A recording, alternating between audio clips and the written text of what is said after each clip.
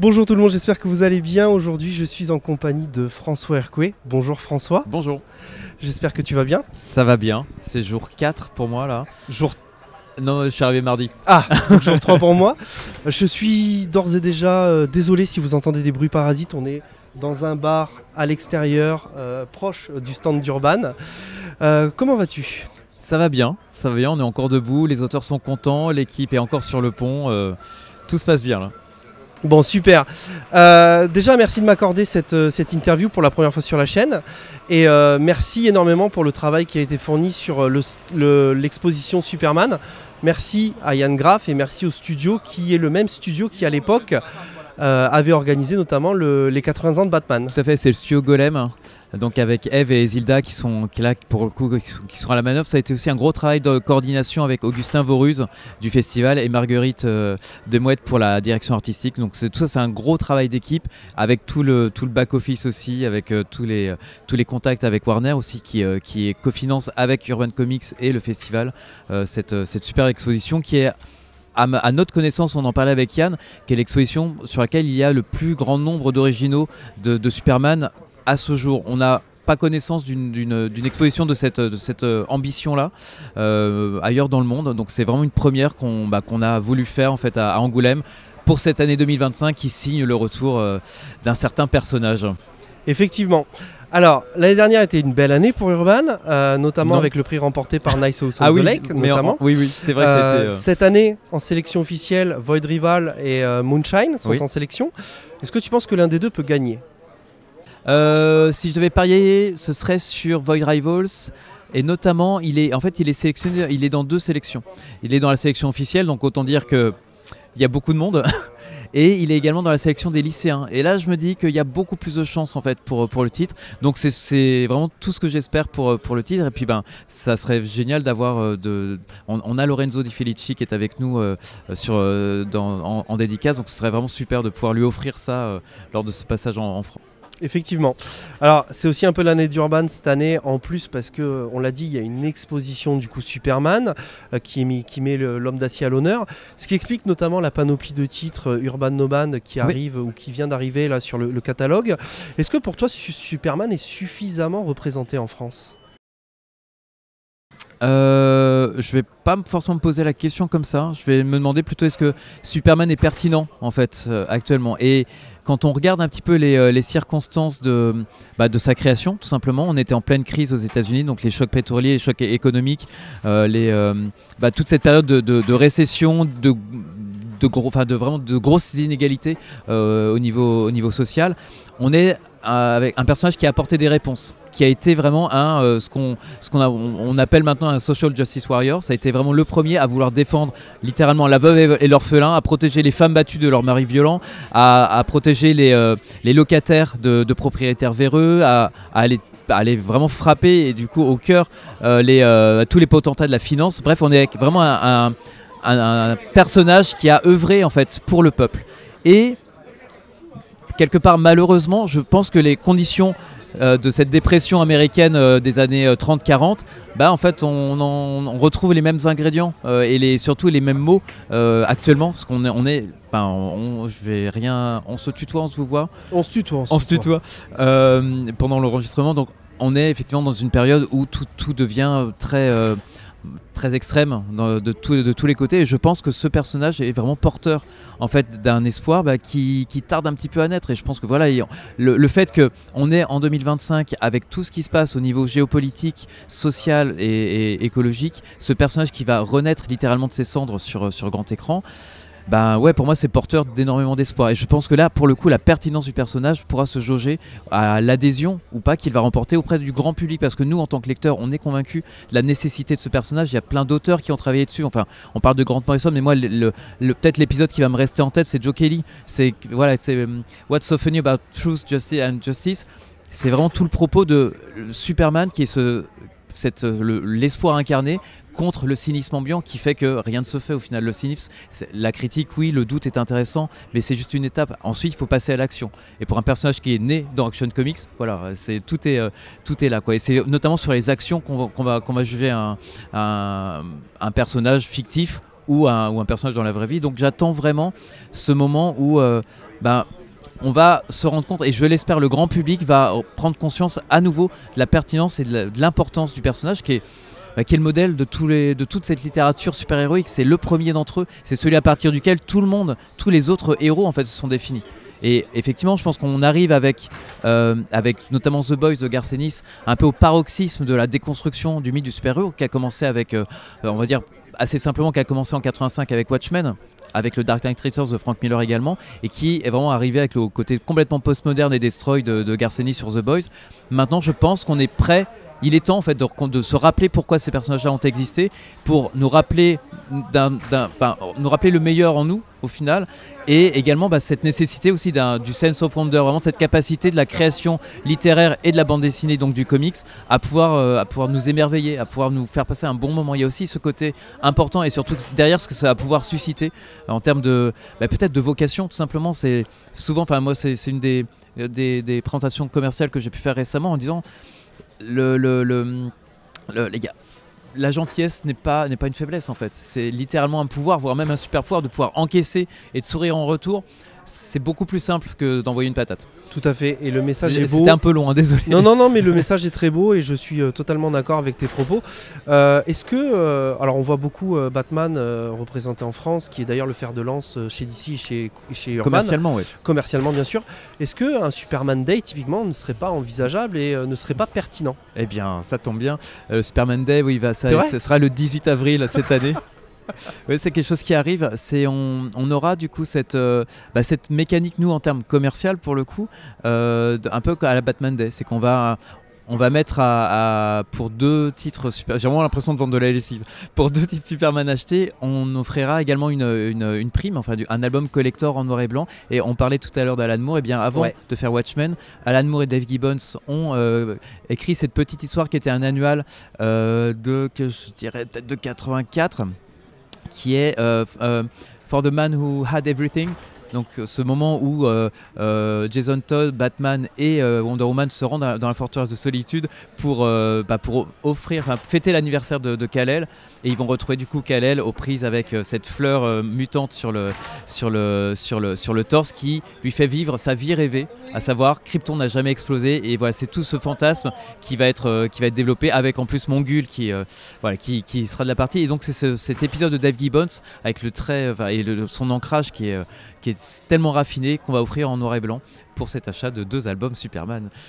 Maryse. On parlait du catalogue Urban Nomad, t'en as parlé dans First Print, mais je repose la question quand même pour ceux qui n'auraient pas entendu le podcast. Est-ce qu'elle va perdurer dans le temps, cette collection?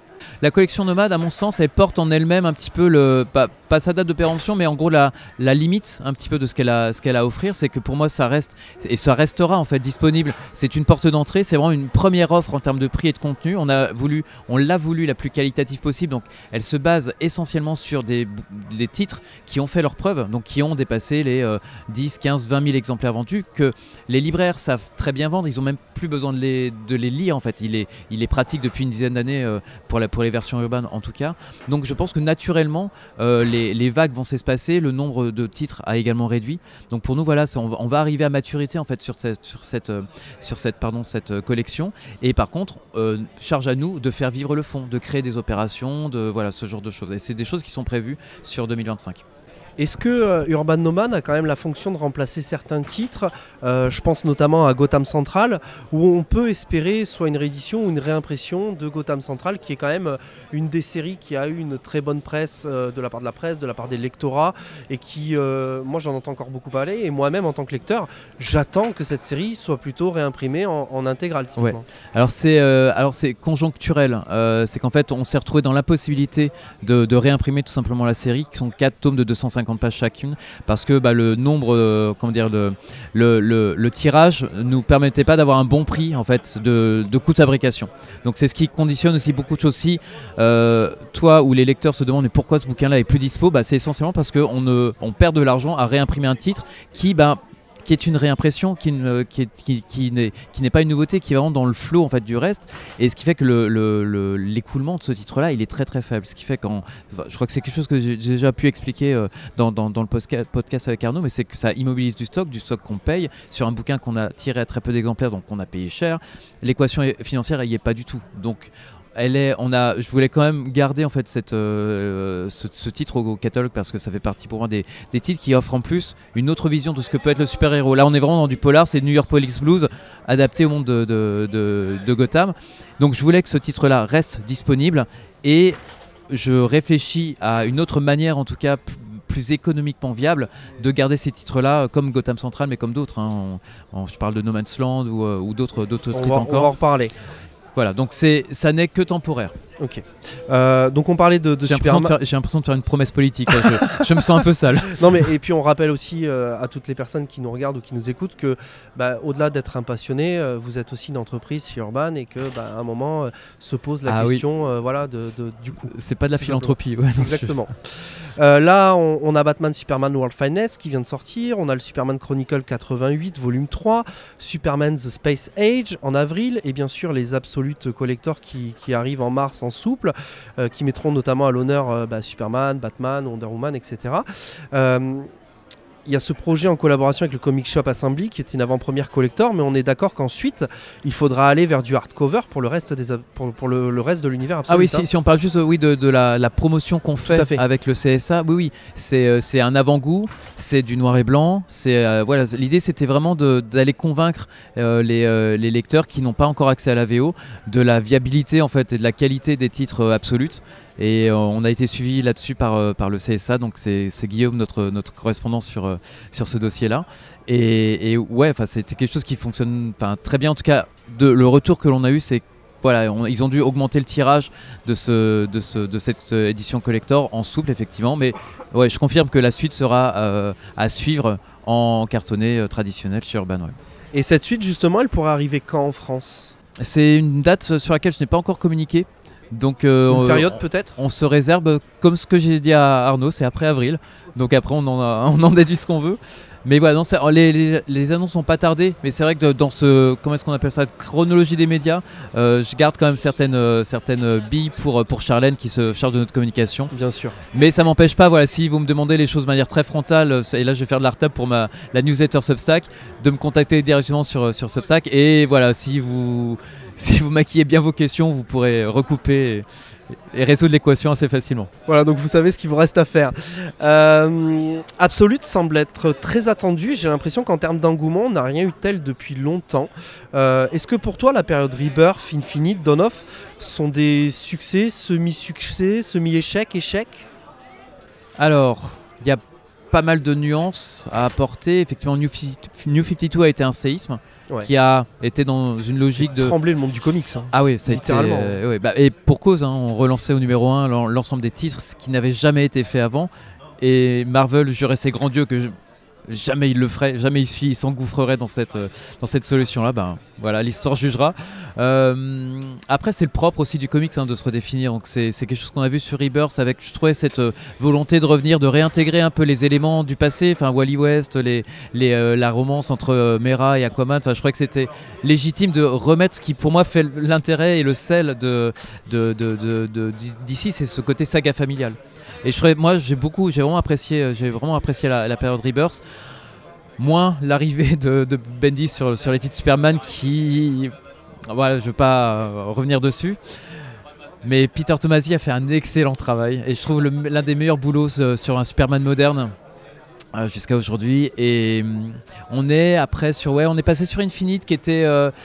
encore une autre donne, et puis surtout qui a été une solution imaginée par DC qui en remplaçait une autre. On se rappelle de Feu, la 5G de Dan Didio, donc on est arrivé avec au final on a retrouvé comme des éléments de cette 5G, notamment dans le crossover, c'était le Beast World de Tom Taylor, où on a retrouvé un petit peu le fait que les Titans soient un peu l'équipe de titulaires qui est en remplacement de la Justice League. On est ici sur des traces un petit peu de cette initiative-là.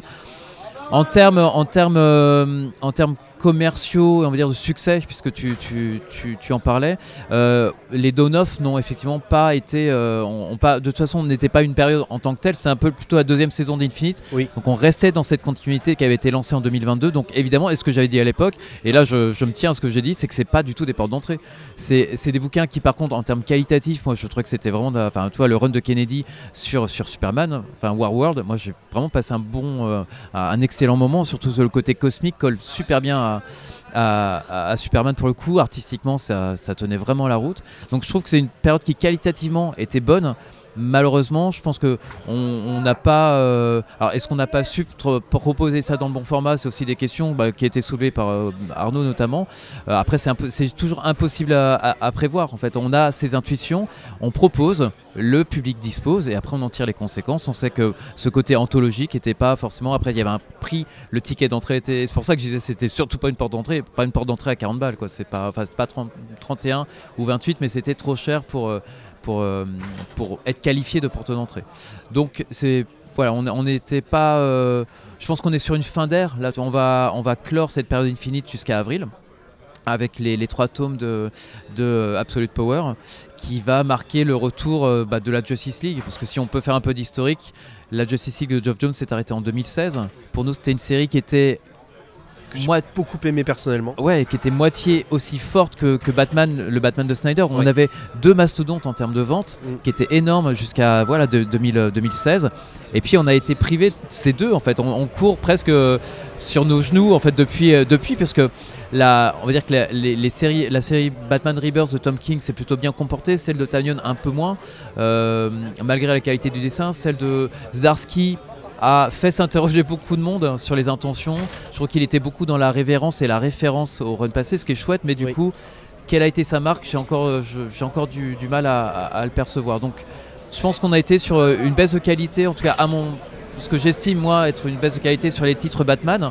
Les Justice League, moi j'ai bien aimé la proposition de Snyder sur New Justice, mais c'est vrai que passé ça, on n'a plus grand chose, quoi. Littéralement, la Justice League a disparu.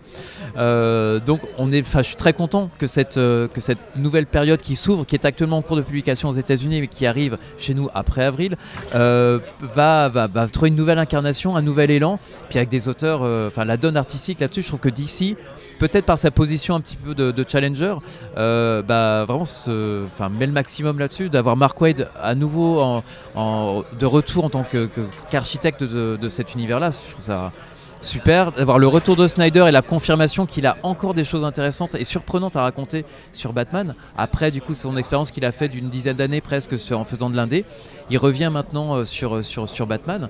Et on a été les premiers surpris, parce qu'au début, l'annonce est plaisante. Moi, Snyder, j'ai plus lu de choses vraiment passionnantes depuis un petit moment. Et j'attends la suite de Witches en tant qu'éditeur et que lecteur. Mais il nous a même vraiment convaincu en fait. En interne, on bouffe pas mal de Batman et de super-héros en général, et de son Absolute Batman, ça a été une claque. On ne sait pas d'un épisode sur l'autre ce qu'il va réinventer en fait du mythe. Donc ouais, je suis assez enthousiaste pour la suite. T'as parlé aussi des Chronicles chez Arnaud, t'as expliqué que la collection n'était pas autant le succès attendu. Alors, je misais pas toutes mes billes non plus sur Chronicles, hein. Je basais pas mon année sur du Chronicles, mais c'est pour... Ça s'adresse à un certain lectorat, quoi. Ouais, mais par contre, c'est un travail nécessaire. Oui. On a en plus, ce que je disais, on a eu la visite de Pornsack Pitchot, qui était éditeur chez DC avant maintenant d'être l'auteur de The Good Asian notamment. Et je disais, en fait, DC est assis sur un trésor, notamment tous les éditoriaux qui ne sont pas jamais réutilisés, le courrier des lecteurs. Pour moi, c'est une manière de recontextualiser, d'apporter... je vais pas dire que c'est un document, c'est presque du documentaire en fait. On est vraiment sur cette volonté de remettre le lecteur dans le contexte de l'époque, et du coup de remettre tout en perspective, et même des épisodes feeling ou des épisodes qui peuvent être jugés comme anecdotiques, avec le bon appareil édito, on peut expliquer pourquoi est-ce qu'effectivement il y a peut-être un trou d'air là. Le scénariste ou le dessinateur a pas livré ses planches en temps et en heure, et donc du coup on doit le remplacer, ce qui explique. C'est toujours important de recontextualiser, et c'est tout le propos de Chronicles, c'est vraiment de faire revivre ce qui me semble être des époques décisives en tout cas de l'évolution de DC. Donc là pour Superman, typiquement on irait jusqu'à quoi? Jusqu'à la mort de Superman grosso modo? C'est pas encore décidé.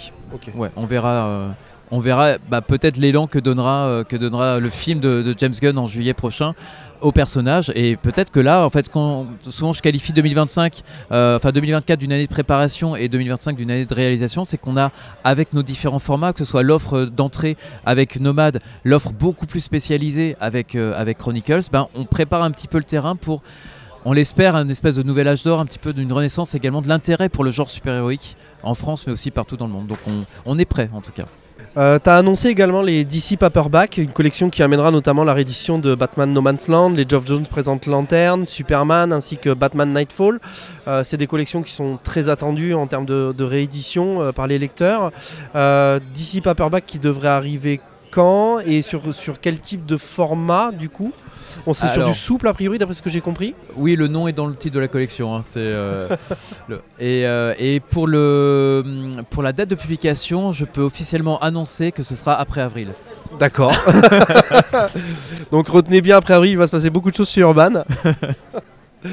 Il y aura d'autres titres dans cette collection où on s'en tient à ça pour le moment. Ce que je donnais en fait, c'était surtout à titre d'exemple de titres qui étaient plus disponibles et qui reviendraient. Parce que j'ai vu que l'annonce de Nightfall notamment, pour ceux qui suivent notamment les Chronicles, se disent mais en fait on est en 90 pour les Chronicles, on est sur du 92-93, est-ce que ça va pas se cannibaliser? Alors effectivement Nightfall c'est pas ce qu'on va faire en premier. Si on devait faire un run ou un arc ou un story arc de Batman, ce sera plutôt No Man's Land en premier. Donc on a le temps en fait à ce niveau là. J'ai eu ouï dire aussi que tu avais des projets pour les Teen Titans, notamment ce Jones, Batman les Outsiders. On peut en parler? Non, parce que c'est pas du tout d'actualité. C'est que si jamais ce format trouve son public, derrière, ça nous permet également d'aller combler des trous, des choses qu'on n'avait plus, qu'on n'ait même pas publiées tout simplement de DC, alors qu'il y a vraiment des périodes. On peut parler de l'Aquaman de Peter David, ce genre de choses qui reviennent. Ce serait l'occasion en fait. Donc on verra, mais surtout là l'objectif et le gros de notre travail c'est de travailler sur encore une fois une équation financière qui nous permet de proposer ces titres beaucoup moins chers que du cartonné. C'est qu'autant avant, au moment, à la création d'Urban, le cartonné nous plaisait plus en tant qu'objet, mais la différence entre le cartonné et le souple à l'époque n'était pas du tout. On était peut-être à 1 euro. C'était pas, la répercussion sur le prix public n'était pas énorme. Donc on a dit voilà. Quitte à faire un beau livre, faisons-le en cartonné et ça coûtera vraiment pas beaucoup plus cher. Par contre, maintenant, la donne a vraiment évolué en termes de coûts de fabrication et faire du souple, en tout cas, nous paraît plus pérenne, pas pérenne, mais en tout cas plus valide commercialement et surtout au niveau des coûts de fabrication. Donc voilà, c'était. Puis honnêtement, en fait, moi, c'est quand j'avais vu en fait je crois que c'était. Comment s'appelle cette chaîne YouTube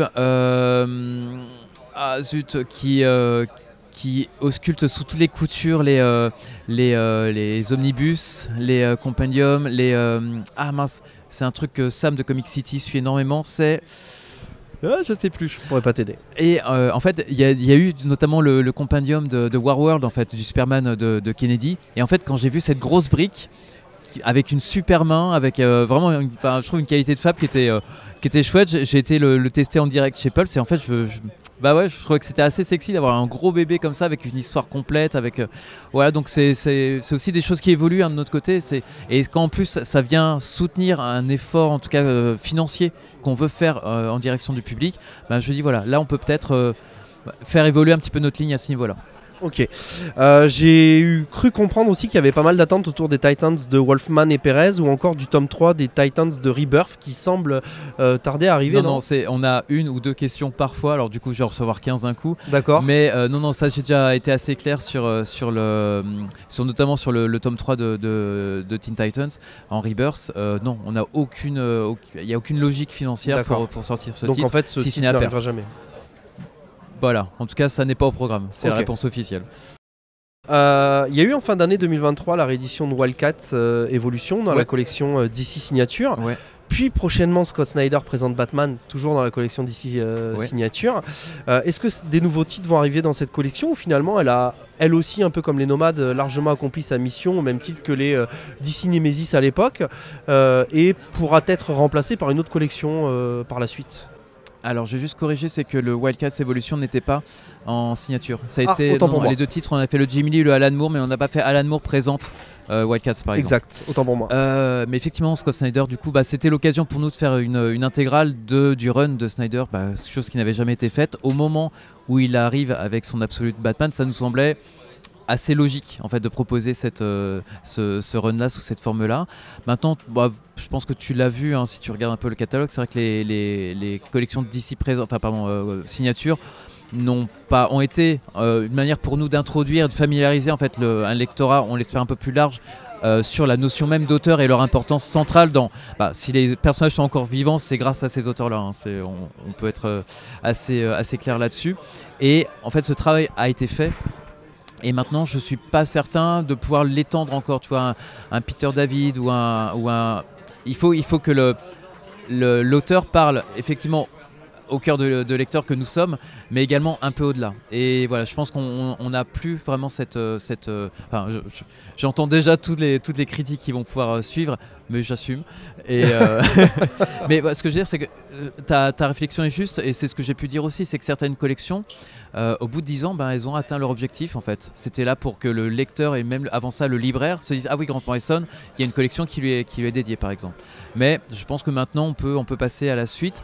On a quand même la dernière en date et celle qui va perdurer encore un petit peu. On verra un peu la production. C'est notamment Simon Spurrier présente Hellblazer, parce que là on avait quelque chose qui était assez logique, et puis il y aura un tome 2 du coup pour la fin d'année. J'en profite puisqu'on parle de Snyder et des New 52. Il me semble du coup qu'avec l'arrivée des Scott Snyder présente Batman en intégrale, il nous resterait plus que le run sur Flash en New 52 qui ne serait pas en intégrale. Est-ce que ça c'est quelque chose d'envisageable, ou est-ce que ce run n'a pas suffisamment convaincu pour être réédité d'une autre manière? J'entends pas beaucoup de demandes à ce niveau-là. Je ne sens pas non plus beaucoup de demandes au niveau du personnage, et je pense que malheureusement les films comme Aquaman ou Flash ont un peu, on va dire, mis les persos en sommeil pour l'instant. Okay, très bien. Avec la réédition de Wildcat, est-ce qu'il y a quand même un avenir pour Wildstorm en France comme Gen 13 par exemple? Alors j'aurais aimé, mais non. Tu es fan de l'univers, il me semble. J'ai commencé avec ça en fait, mais pas forcément pour les bonnes raisons. C'était surtout les grosses poussées d'hormones et ce que ces magazines donnaient à voir. Mais non, j'ai adoré Crimson, j'ai adoré DV8, enfin toutes ces séries, notamment de Warren Ellis. Moi, ça m'a vraiment montré aussi le côté un peu pour le coup déviant en fait que le comics pouvait offrir. Après, honnêtement, je sais pas si tu as lu ou si les lecteurs se replongent régulièrement dans les Gen 13, mais c'est pas facile. C'est une autre époque. Voilà, il y a l'affect, il y a la nostalgie, mais honnêtement, en termes de la valeur artistique, je pense ça a un petit peu perdu. Donc non, en tout cas, mais moi, j'aurais adoré en fait pouvoir aller sur un Wildcats coup d'état et aller combler un petit peu, même publier. Je crois que tu avais une série de Ennis sur un personnage qui était un petit peu haut. Je sais plus comment il s'appelait. Mais oui, il y aurait en fait un univers à réactiver. Le problème, c'est que ça n'a pas marché chez DC. C'est pas la dernière itération de Call Cash de Grifter. Je crois que je sais même plus quelle série, c'était en backup d'une série, ça prend pas en fait. On se rend compte que là pour l'instant il n'y a pas. Je pense que c'est du côté de de l'offre artistique. Je pense qu'ils ne mettent pas artistiquement la donne ou la charge pour faire que ces personnages-là aient une seconde vie. Donc non, malheureusement pour l'instant c'est en sommeil. Du côté de Batman, pas mal de choses à venir avec Gotham by Gaslight. Excuse-moi pour l'accent encore une fois. Les suites de DC Vampire, Dark Knight of Steel. On en a parlé, Scott Snyder présente Batman. Batman, comme je l'ai dit, qui est un peu le fer de lance chez Urban et DC. Si mes calculs sont pas trop mauvais, sur les 3 dernières années, on est en moyenne à 2 Batman par mois en termes de sortie. Mais qu'est-ce qui vend le plus aujourd'hui? Est-ce que ça reste le super-héros, ou est-ce que l'indépendant arrive à trouver sa place? J'ai peut-être déformer ou reprendre une des formules de Scott Snyder quand il faisait un peu la promo de son run sur son Batman. C'était en gros qui est le plus fort entre Spider-Man et Superman. C'est Batman, et du coup pour déformer le truc, c'est en fait qu'est-ce qui est le plus fort actuellement sur le marché. C'est Knives Out on the Lake. Donc ça répond un petit peu. Après, c'est un épiphénomène, c'est littéralement un épiphénomène qui dure depuis 2 ans, qui ressemble énormément à ce qui s'est passé avec Walking Dead il y a quelques années. Toute proportion gardée. À toute proportion gardée, on est d'accord. Maintenant, on est à plus de 100 000 exemplaires vendus. Sur 2 tomes. Exactement. 60 000 et 40 000. Donc on est quand même sur des volumes qui viennent tutoyer en fait les succès de la BD franco-belge. Donc pour moi, j'y vois surtout l'avantage d'aller travailler en fait le catalogue de James Tynion IV, et pourquoi pas, ça pourrait rebondir sur un Justice League Dark du coup de la même équipe, avec des ambitions vraiment différentes à l'époque, mais ça nous permet de communiquer en tout cas sur ce catalogue-là. On a parlé un petit peu en amont de Department of Truth, de World 3, de Something is Killing the Children, du Deviant, d'autres titres également qu'on proposera plus tard dans l'année de James. Donc pour moi, c'est surtout, ça porte un auteur. Donc c'est toujours pour moi cette politique d'auteur qui, enfin, à notre sens, puisque j'entends que ce ne soit pas une vérité en tout cas pour d'autres éditeurs, mais pour nous vraiment ce côté de report n'est pas systématique. Il faut quand même du coup le travailler, et un auteur ça n'est pas non plus en un ou deux titres, quoi. Il faut vraiment aller multiplier les occurrences, en parler énormément aux libraires qui sont nos relais en fait. Si on a une politique éditoriale claire, c'est autant d'outils utiles pour un libraire pour ensuite emmener du coup ses lecteurs sur les différents titres, notamment de James. Donc ce qui fonctionne très bien, c'est à mon sens vraiment cette notion d'auteur, et parce que l'auteur transcende les genres. C'est qu'en fait on va à la fois avoir du thriller science-fiction d'anticipation avec Department ou World 3, et ensuite on a effectivement on peut aller sur d'autres, sur du super-héros. C'est vraiment de la même manière que Grant Morrison est également un auteur qui est transversal entre Flex Mentallo, nous trois et la GLA. Donc voilà, c'est toujours pour moi, l'auteur reste comme l'une des portes d'entrée principales, et celle autour de laquelle en fait on a aussi bâti notre logique éditoriale. Donc voilà, plus que le genre super-héroïque ou un autre genre, même s'il peut y avoir une popularité pour l'horreur depuis un petit moment. La SF peut-être va nous emmener vers, je sais pas moi, j'aimerais bien avoir une vague de solar punk, un truc qui nous fasse un peu espérer que, je sais pas moi, la technologie puisse pas que nous apporter des tyrans et la pauvreté sur Terre, mais que ça puisse être aussi une solution viable et pérenne, notamment pour notre écosystème. Bref, le solar punk, j'appelle de tous mes voeux à tous les créateurs qui nous écoutent d'essayer d'aller taper un peu dans cette veine qui nous fera peut-être sourire un peu plus. Depuis le début de cette émission, on parle effectivement de problématiques économiques pour les lecteurs comme pour l'éditeur. Toi et d'autres éditeurs, d'ailleurs, vous battez énormément pour sortir de cette case le comics de super-héros, que le comics et que du super-héros, et pour toucher le plus grand nombre, avec les urban nomades comme tu l'as dit, avec les grands formats urbains qui sont aussi là pour coloniser un petit peu la partie plutôt franco-belge. J'aime bien ce que je retrouve mes éléments de langage chez toi, donc je me dis, le travail est fait. Ça travaille bien, oui. Et déjà, ma première question, c'est est-ce que la collection grand format est un succès ? Oui. En tout cas, on sait qu'on a réussi en fait à partiellement atteindre l'objectif d'aller faire lire la BD américaine à des non-lecteurs de comics. Ça a été vrai.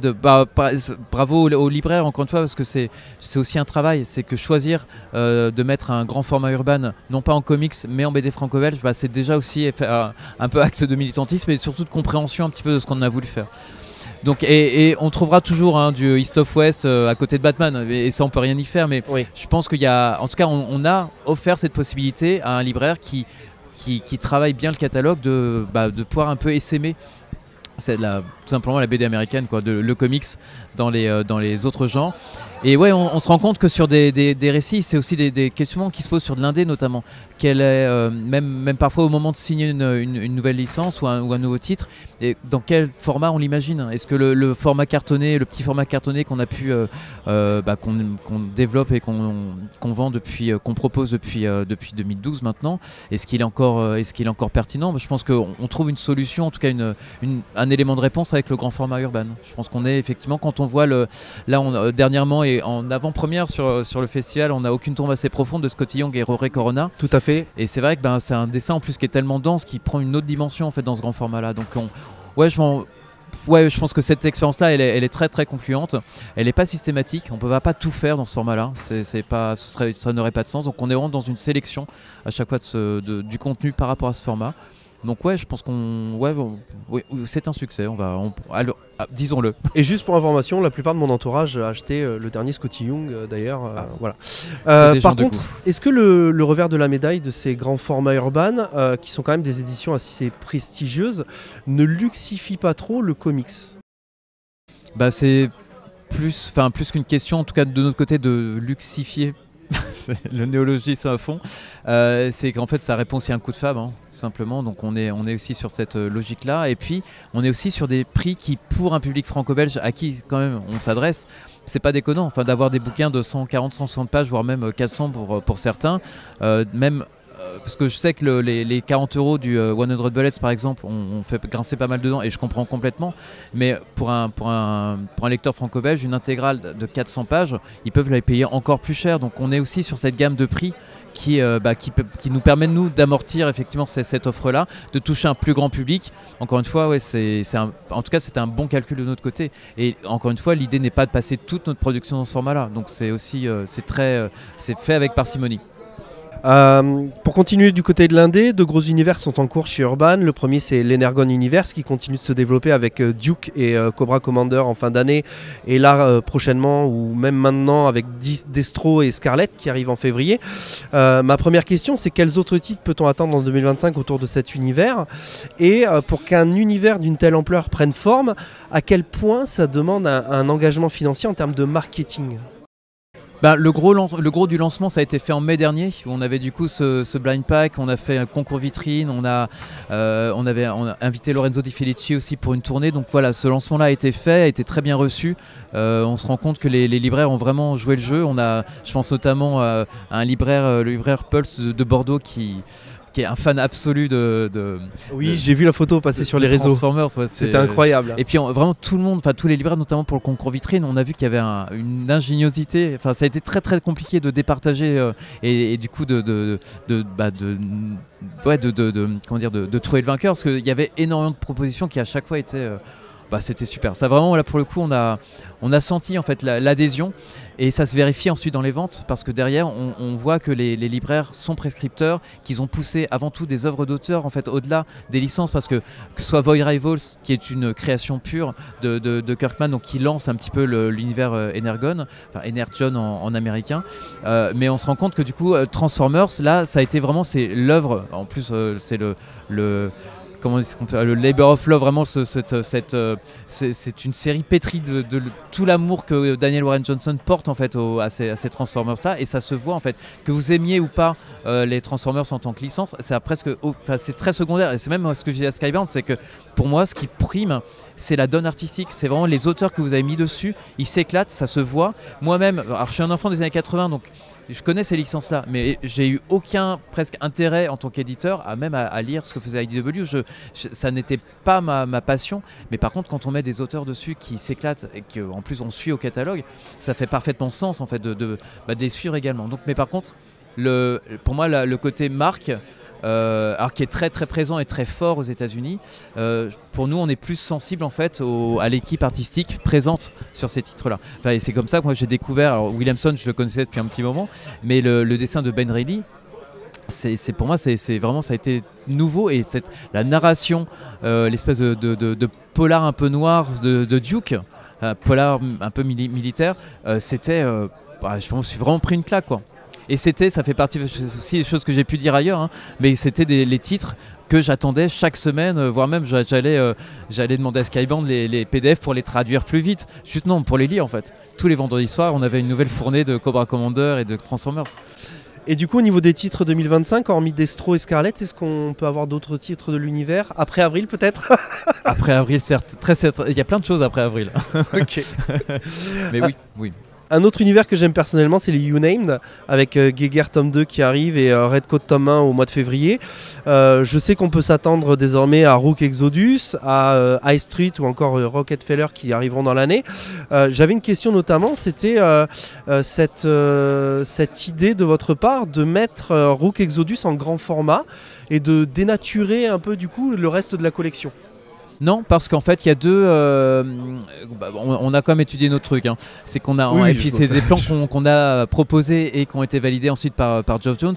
Donc je voyais en fait deux lignes édito en fait qui se détachaient pour Ghost Machine, donc qui est le label de Geoff Jones chez Image Comics, avec d'un côté l'univers partagé qu'est The Unnamed, avec voilà le Geiger, et après cela Junkyard Joe, et donc la suite normalement des autres de ces autres soldats inconnus, un petit peu de l'histoire, l'histoire derrière l'histoire cachée en fait de la constitution des États-Unis. Donc c'est cette timeline que vous trouvez à la fin des albums. Tout à fait. Donc ça c'est quelque chose qui va se poursuivre en format en fait sur le même format qu'on a pu faire pour les précédents tomes. Donc là cet univers partagé fonctionne de manière très indépendante du reste des productions de Geoff Jones, qui va être beaucoup plus des séries de genre, avec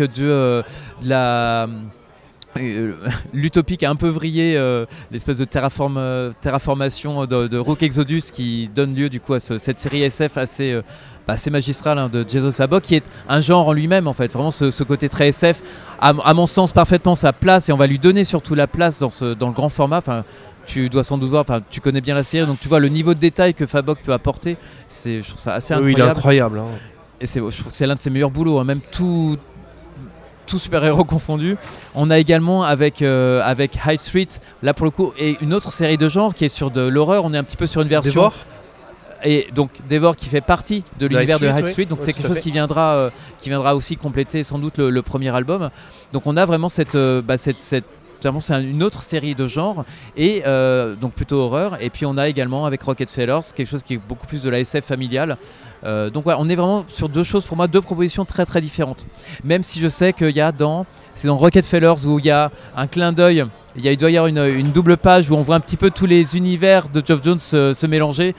Pour moi, ça reste un clin d'œil en fait. Il n'y a pas vraiment on va pas retrouver tout de suite Rockefellers dans Geiger et inversement. Je pense que de leur côté, c'est assez clair. C'était juste un petit clin d'œil aux différents lecteurs. Au niveau de l'Universal Monster, est-ce qu'on peut espérer une sortie de Frankenstein en 2025 ? On va suivre le rythme de publication. Donc Michael Walsh a terminé son Frankenstein en 4... fin d'année 2024, il me semble qu'il a terminé, je crois. Ouais, c'est ça. Donc on va revenir, ce que j'avais annoncé en fait à l'époque, tous les ans, lors d'Halloween, on reviendra effectivement avec deux nouveaux tomes de Universal Monsters. Il y en a un prochain qui n'a pas encore été annoncé. La momie ? Ah si, ça a été annoncé. La momie. Alors c'est parce que j'ai été sur le catalogue Skybound, mais j'ai vu qu'effectivement la momie va débuter en mars, et je suppose en tant que lecteur que ça devrait arriver en 2026 plutôt du coup. On va voir, on va se renseigner un petit peu sur les rythmes de publication, et on a vu, je crois que c'était très récent, je crois que c'est Sarah, on a échangé sur le WhatsApp, et on a appris que Guillermo del Toro, lui, la sortie de son Frankenstein arriverait en fait pour Halloween 2025. D'accord. Donc il pourrait que tout ça coïncide et arrange nos affaires. Au niveau de l'indé, je peux pas partir sans parler avec toi au moins de l'une des deux meilleures séries de ces 10 dernières années, à savoir The Department of Truth et World Tree. World Tree tome 2 en mars, et on va attendre, je pense, pour la suite, parce qu'on est à jour, je crois, sachant que le chapitre 12 est sorti en janvier. Oui.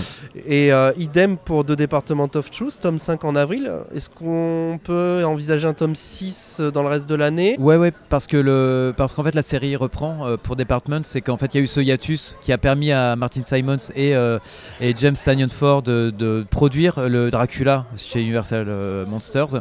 Maintenant c'est fait, et ils sont vraiment complètement, toutes leurs forces sont focus sur la suite de Department. Donc je pense qu'on peut espérer un deuxième tome dans l'année, plutôt fin d'année effectivement. Oui, et puis James Tynion Ford qui est sur de nombreux projets quand même, il faut le dire. Cet homme ne s'arrête jamais. On en a parlé en off tout à l'heure, est-ce qu'on pourrait envisager l'édition Conspiration arriver en France ou un équivalent ? Donc pour ceux qui ne savent pas, tu parles de ces éditions de luxe avec les superbes illustrations de Martin Simons, plein pot avec blanche, je crois, de cover. Non, t'as vraiment une tête presque de démon qui m'a fait cauchemarder pendant 3 jours à la lecture. Et t'as juste un petit cartouche avec tous les éléments, avec le sigle justement Tout à fait. de Department. Quelle réponse je t'ai donnée histoire que je sois cohérent? C'est je parlais des non, de quoi je parlais?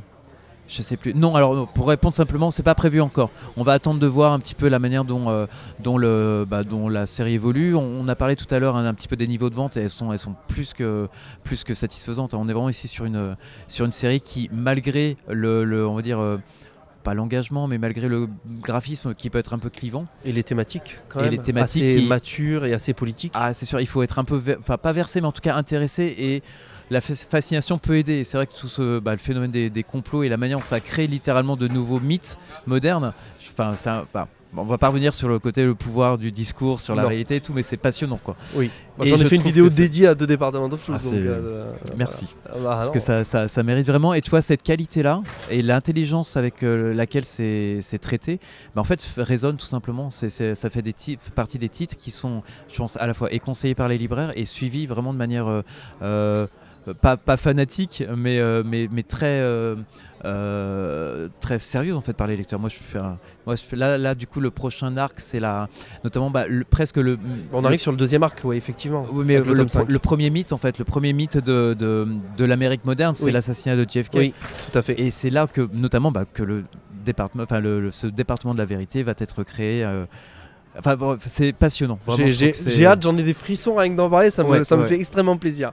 On parlait tout à l'heure, tu as évoqué Witches. Alors pareil, moi je suis un grand fan de Witches, de Snyder. Et, il y avait eu au catalogue notamment tome 0 et tome 2 qui avaient été annoncés, puis qui ont disparu du catalogue. Complètement. La Qu'est-ce preuve qui s'est en est passé que je regarde le dis donc. catalogue.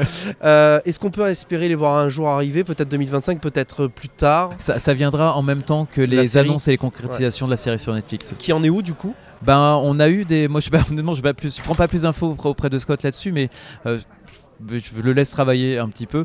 Mais je crois qu'il partageait quelques infos hein, sur pareil sur Substack, où il parlait des enregistrements. Enfin, en tout cas, que la saison 1 était complètement scriptée, que la production avait commencé. Donc voilà. Après, moi, j'ai honnêtement pas plus d'informations. Mais on est prêt. Les bouquins sont prêts, donc on n'a plus qu'à attendre une annonce.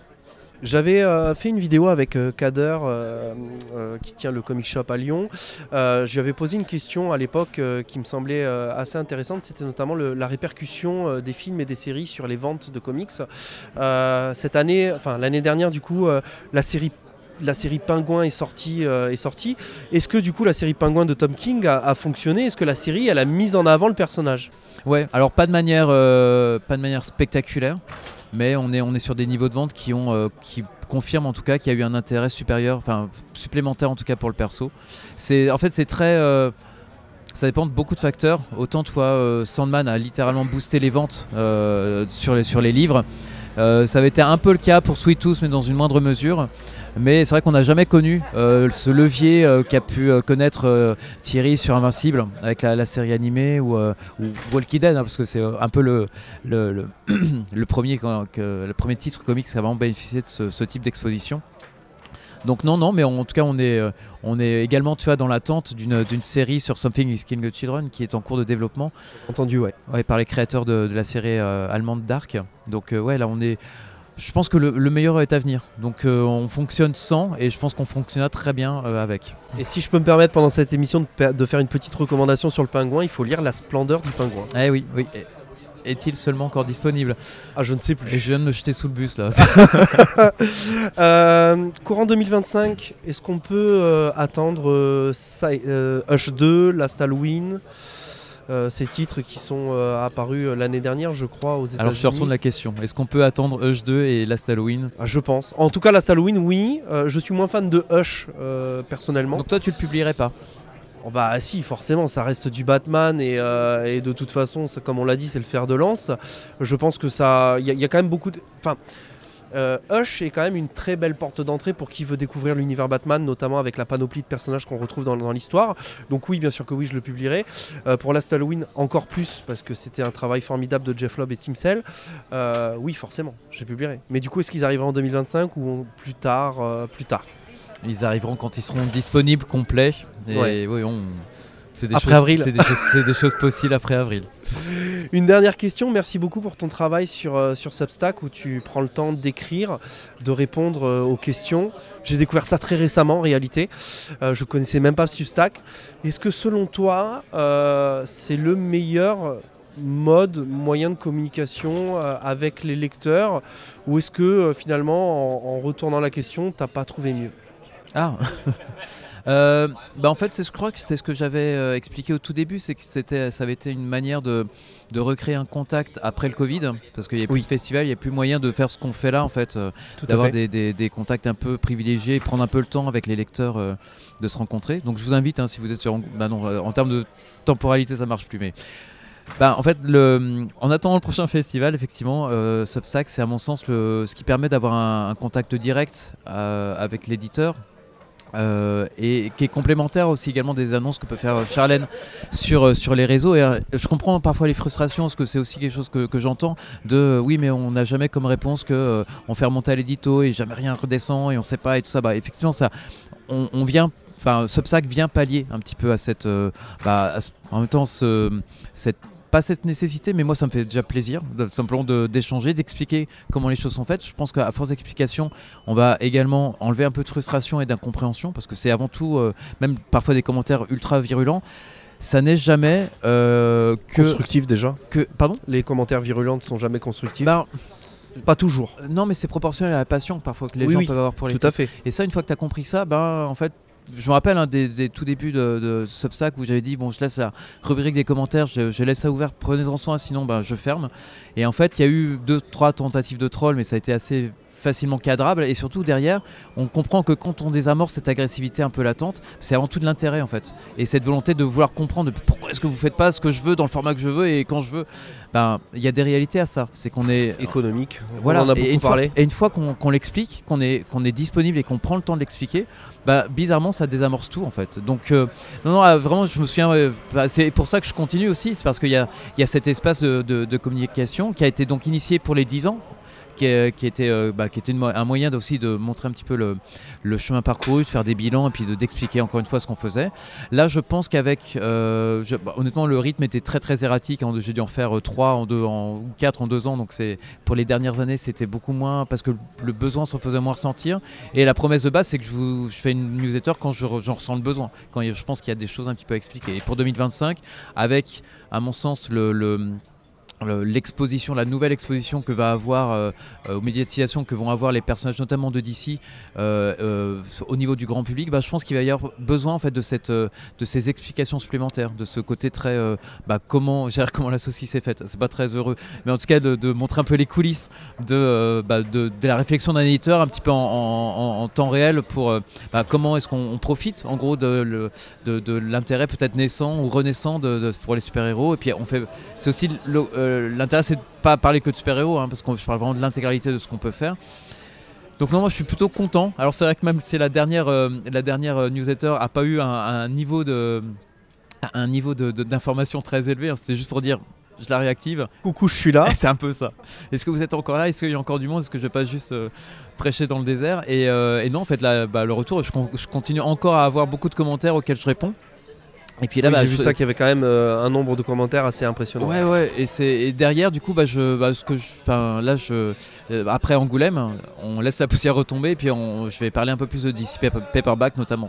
Et du coup, je vous mettrai le lien de la newsletter dans la description de la vidéo. Lisez Department of Truth, lisez World 3, c'est très important. Merci beaucoup François de m'avoir accordé ce temps. Écoute, c'est un plaisir. Ça m'a fait extrêmement plaisir de pouvoir discuter avec toi. Je te souhaite beaucoup de succès et une meilleure année 2025 que l'année 2024. Ah ouais, ça serait bien. Ah, ça serait pas mal. Malgré Department de Nice House on the Lake. Ouais. On n'a pas parlé de la suite, mais ça arrive. Oui, c'est vrai qu'il y a The Nice House on the Sea. By the Sea. By the Sea. Et j'ai juste un truc à dire, c'est qu'il faut avoir lu le tome 1 et le tome 2 de Nice House on the Lake. On peut pas attaquer Bee en tête avec le By the Sea. Mais il faut suivre de toute façon James Tynion Ford, qui est un auteur c'est jamais du temps perdu. Incroyable. Alors vous n'aimez pas toutes les œuvres, c'est normal. Moi-même je n'aime pas toutes ses œuvres, mais il fait quand même du travail incroyable et il sait s'entourer de dessinateurs plutôt intéressants, je trouve. Oui, plutôt intéressant, c'est le mot. Oui. Merci François. Merci à toi.